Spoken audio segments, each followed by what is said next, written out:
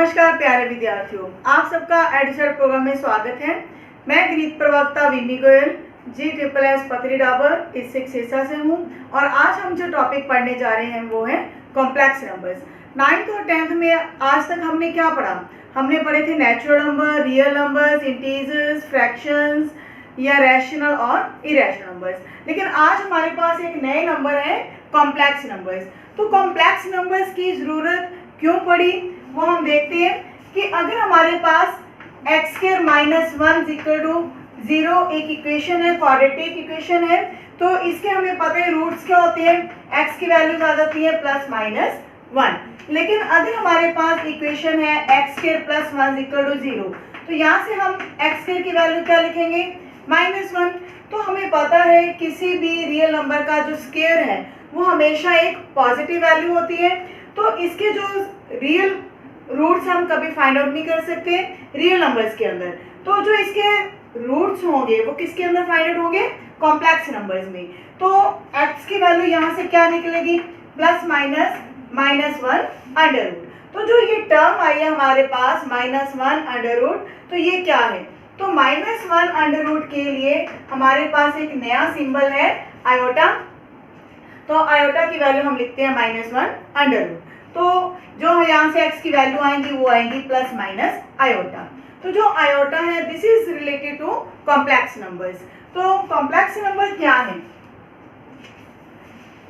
किसी भी complex number को हम z = a + आयोटा b की फॉर्म में लिख सकते हैं। तो यहाँ पर जो a और b है these are the real values. तो ये जो हमारे पास आयोटा है, आयोटा की वैल्यू क्या होगी यहाँ पर -1 तो देखिए कोई भी जो कॉम्प्लेक्स नंबर्स हैं वो किस फॉर्म में लिखा जा सकता है, a + आयोटा b। और यहाँ पे जो a है इसको हम बोलते हैं this is the real part of complex number and b is the imaginary part of the complex number.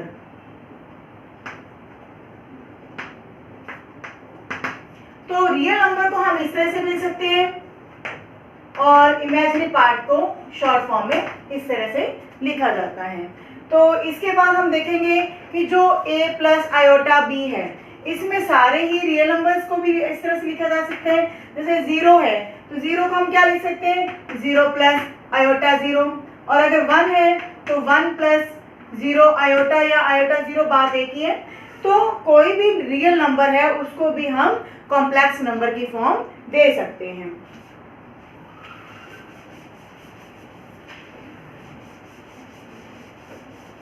अब हम शुरू करते हैं आयोटा से ही कि आयोटा की वैल्यू हमें पता है -1 होती है। लेकिन अगर हम आयोटा स्क्वायर करेंगे तो ऑब्वियस है इसकी वैल्यू हमारे पास क्या आ जाती है, -1।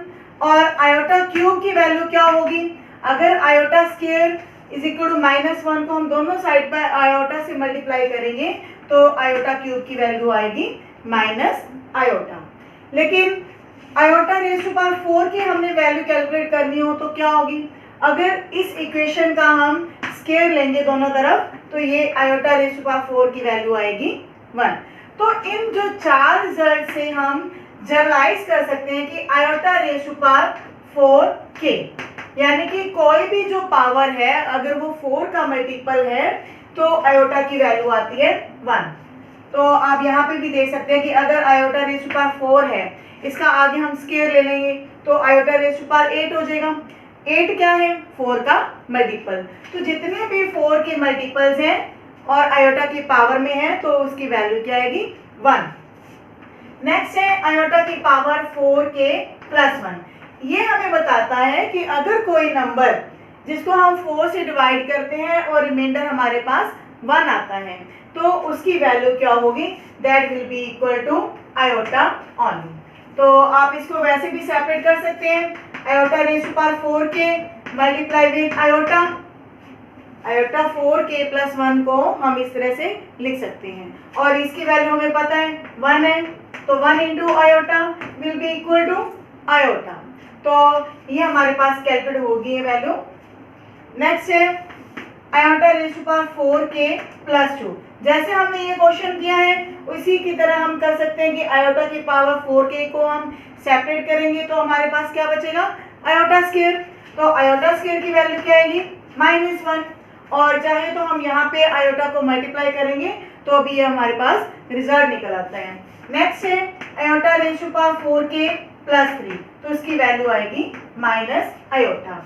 तो यानी कि आयोटा की जितने भी हमने पावर्स यहाँ पे देखी हैं, या तो हमने 4k यानी कि 4 का मल्टीपल देखा, या फिर जो वो नंबर जिनको अगर हम 4 से डिवाइड करें तो रिमाइंडर 1 आए, यहाँ रिमाइंडर 2 आएगा और यहाँ रिमाइंडर 3 आएगा, तो उनके ये हमारे पास जनरल रिजल्ट बन चुके हैं।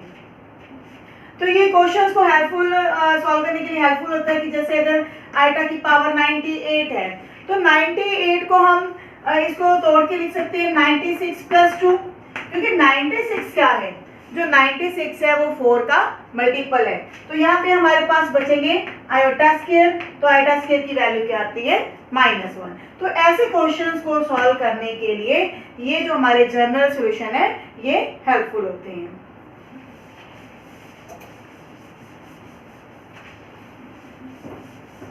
इसके बाद हम बढ़ते हैं कि अगर हम ये कैलकुलेट करें कि आयोटा की पावर तो -1 √ है, लेकिन अगर हमारे पास ये आ जाए -3 के ऊपर √ तो उसकी वैल्यू क्या होगी।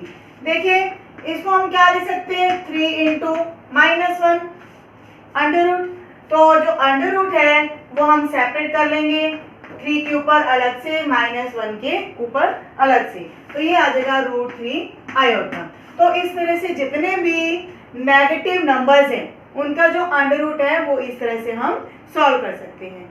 लेकिन आपने ये बात ध्यान रखनी है कि जो हमने रूल यहाँ पे अप्लाई किया है कि a × b = √a × √b, ये कब एप्लीकेबल होगा, जब इन दोनों नंबर्स में से कोई एक नंबर पॉजिटिव जरूर हो। ये जो जनरलाइज हम कर रहे हैं ab √ √a × √b, ये तब एप्लीकेबल होता है जब दोनों में से कम एक नंबर पॉजिटिव हो। यानी कि हम ये कह सकते हैं कि या तो दोनों ही पॉजिटिव हों। फर्स्ट केस हम बना सकते हैं कि both a and b are positive. Second case हम बना सकते हैं either a is positive and b is negative, और a is negative and b is positive। मतलब दोनों नेगेटिव नहीं लेंगे, हाँ = 0 भी हो सकते हैं, तो दोनों हम नेगेटिव नहीं लेंगे। ये रिजल्ट जो हमने लिखा है कब एप्लीकेबल नहीं होता, जब दोनों नंबर्स नेगेटिव होंगे। तो नेगेटिव क्यों अगर हो तो क्यों एप्लीकेबल नहीं है वो भी हम देख लेते हैं एक एग्जांपल के थ्रू। देखिए √3 है अगर हमारे पास, तो हम उसको इस तरह से लिख सकते हैं -3 × -1, क्योंकि दो नेगेटिव नंबर्स को मल्टीप्लाई करते हैं तो वो हमारे पास पॉजिटिव आता है।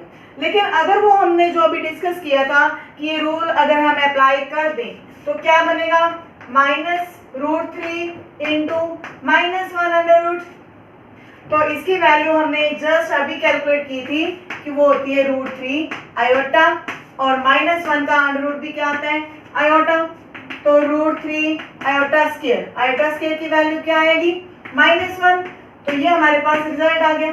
तो क्या ये आपस में इक्वल है, √3 -√3।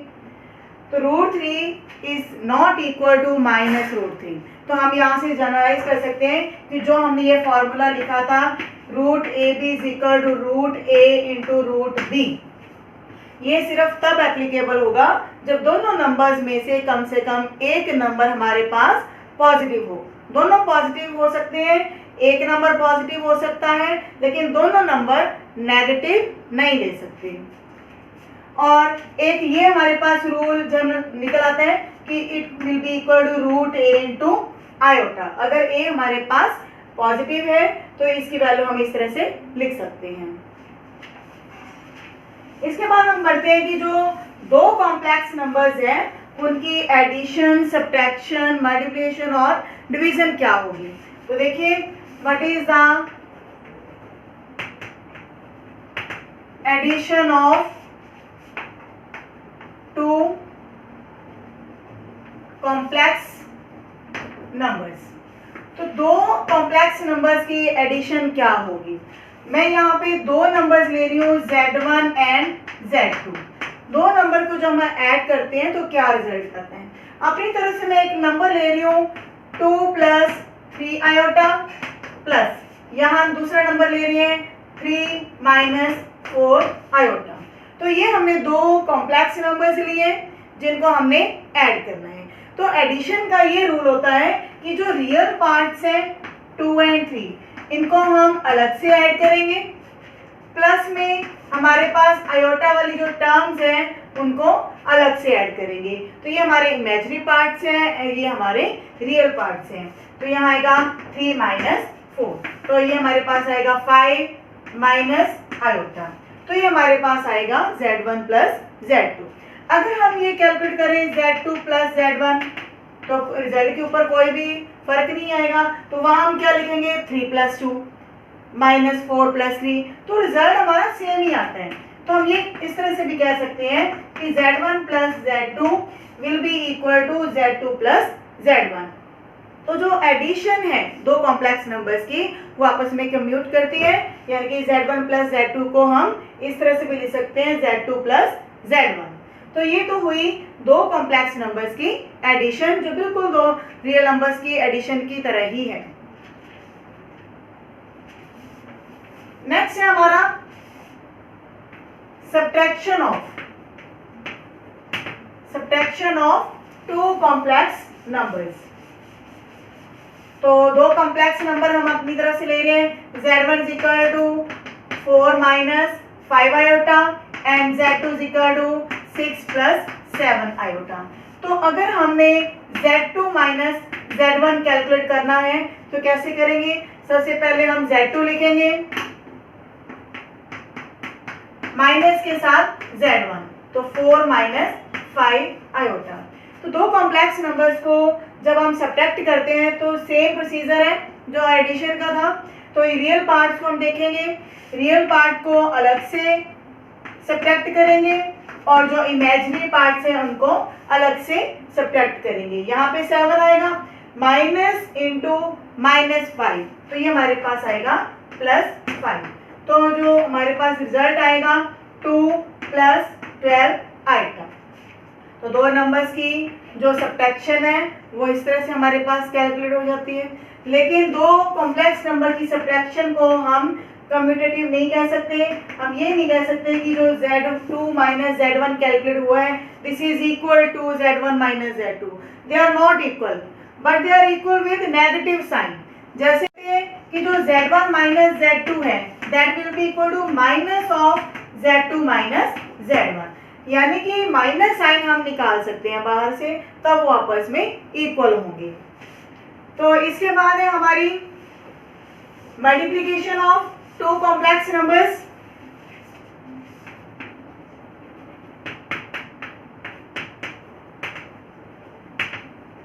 What is the multiplication of two complex numbers? Z1 into Z2। तो दो कॉम्प्लेक्स नंबर्स को हम मल्टीप्लाई करना सीख रहे हैं अब। 2 minus 5 iota minus 4 plus 3 iota. तो दो कॉम्प्लेक्स नंबर्स को हम मल्टीप्लाई करेंगे। 9th और 10th में हमने दो बाइनोमियल्स को मल्टीप्लाई करना सीखा था। सेम प्रोसीजर है। सबसे पहले हम 2 को इस पूरे फैक्टर के साथ मल्टीप्लाई करेंगे।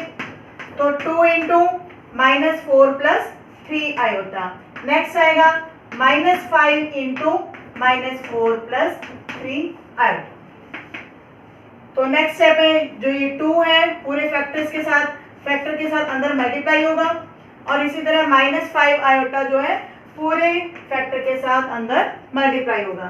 तो यहाँ बनेंगे plus 20 iota minus 15 iota square. देखिए यहाँ पे हमारे पास आयोटा था और ये टर्म में भी हमारे पास आयोटा है। तो माइनस के 5 आयोटा इंटू प्लस के 3 आयोटा, तो ये हमारे पास आएंगे माइनस 15 आयोटा स्क्वायर। लेकिन आयोटा स्क्वायर की वैल्यू हमारे पास क्या होती है? -1। तो ये रिजल्ट हम यहाँ अप्लाई करेंगे। -8 प्लस 6 आयोटा प्लस 20 आयोटा, ये माइनस और यहाँ पे ये माइनस है तो प्लस के 15 हो जाएंगे। अब देखिए रियल पार्ट्स को हम अलग से ऐड या सब्ट्रैक्ट करेंगे। 15 में जब आप 8 सब्ट्रैक्ट करेंगे तो यहाँ आएंगे 7, प्लस के 6 आयोटा प्लस के 20 आयोटा, तो इट विल बी 26 आयोटा। तो ये हमारे पास आई है मल्टीप्लीकेशन। तो अगर हम Z2 इंटू Z1 करेंगे तो वो भी हमारे पास रिजल्ट सेम आएगा। तो जो मल्टीप्लीकेशन है वो भी कंप्यूट होती है। Z1 into Z2 will be equal to Z2 into Z1। तो ये रिजल्ट भी हमारे पास एक कॉम्प्लेक्स नंबर आ जाता है। नेक्स्ट है इसके बाद हमारे पास division of two complex numbers. ये हमारा इंपॉर्टेंट टॉपिक है, division of two complex numbers. तो Z1 डिवाइडेड बाय Z2, अगर Z1 हमारे पास है 5 minus 2 iota divide by 3 plus 4 iota. दो कॉम्प्लेक्स नंबर्स को अगर हम डिवाइड कर रहे हैं तो देखिए नीचे हमारे पास क्या है 3 प्लस 4 आयोटा।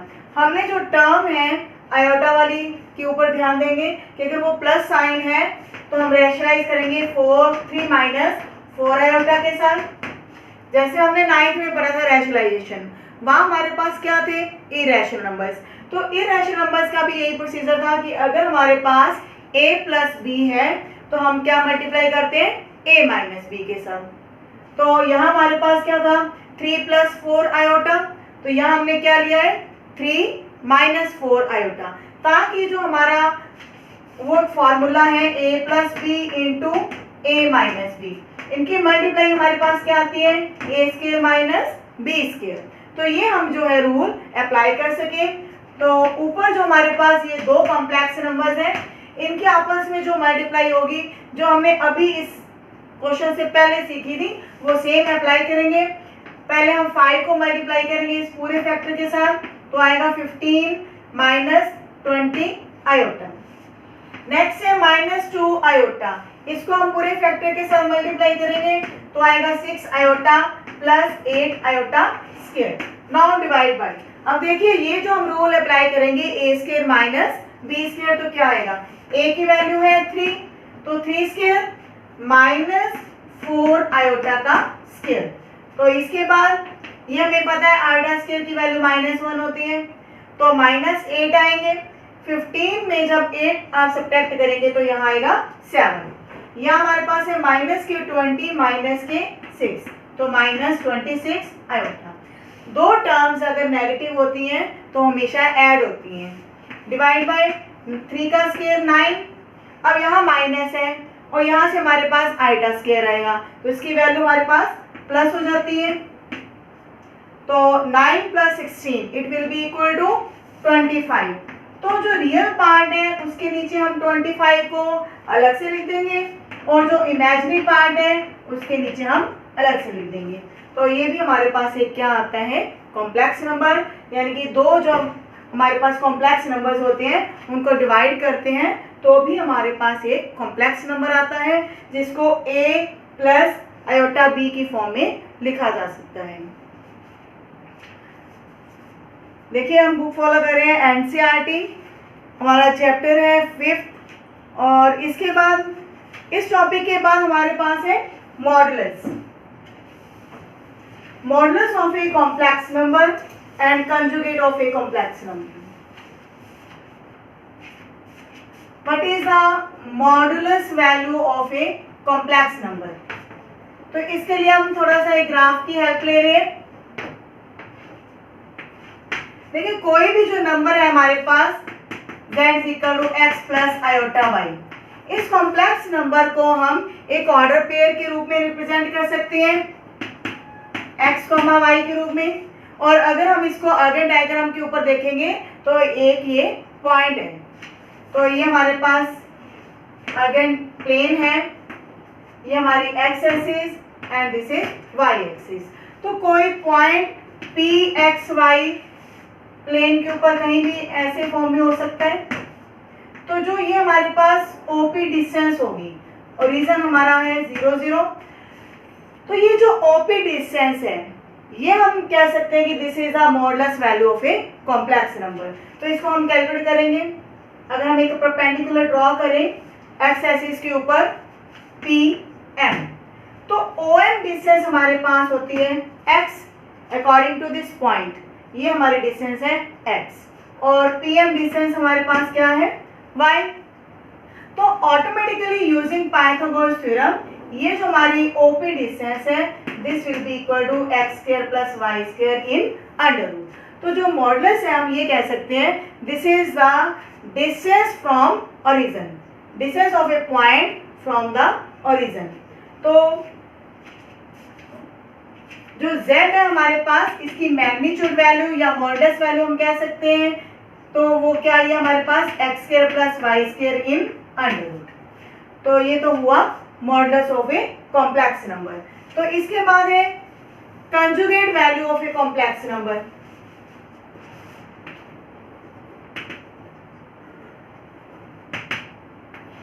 अगर हमारे पास कोई z x plus iota y की फॉर्म में है तो उसका कंजुगेट क्या होगा।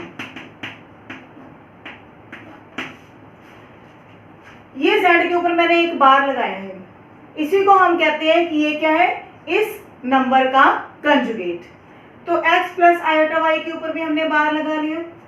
तो ये नंबर क्या करता है कि जो आयोटा वाली टर्म है उसको नेगेटिव कर देता है, अगर ये माइनस साइन होगा तो ये प्लस हो जाएगा। तो ये हमारे पास क्या आता है conjugate of a complex number. एक रिजल्ट है हमारे पास कि अगर हम z इंटू जेड बार सॉल्व करें तो क्या आएगा, यानी कि किसी नंबर को उसी के कंजुगेट के साथ हम मल्टीप्लाई करेंगे तो क्या होगा, देखिए x plus iota y into x minus iota y. तो ये हमारे पास रूल अप्लाई हो गया a plus b into a minus b. तो यहाँ आएगा a square minus b square, तो it can be written as x square plus Y square. देखिए आयोटा स्क्वायर की वैल्यू क्या होती है -1 और यहाँ भी माइनस है, तो minus into minus it will be equal to plus. तो ये x square plus Y square क्या है, जो हमारे पास कोई कॉम्प्लेक्स नंबर z है उसका स्क्वायर, क्योंकि मॉडुलस की वैल्यू हमारे पास की क्या थी अंडर रूट के साथ। तो अगर हम x square plus Y square लेंगे तो वो क्या आएगा मॉडुलस का स्क्वायर। यानी कि अगर हम किसी नंबर को उसी के कंजुगेट के साथ मल्टीप्लाई करते हैं तो उसकी वैल्यू क्या आ जाती है, उसकी मैग्नीट्यूड वैल्यू के स्क्वायर के इक्वल। तो इसके बाद हम देखते हैं कि अगर दो कॉम्प्लेक्स नंबर्स आपस में इक्वल हो तो क्या होगा।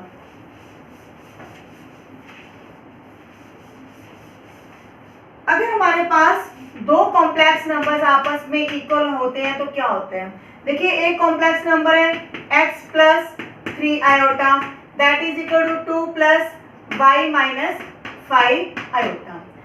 तो इसका मतलब ये होता है कि जो रियल पार्ट्स हैं वो आपस में इक्वल होंगे और इमेजिनरी पार्ट्स आपस में इक्वल होंगे।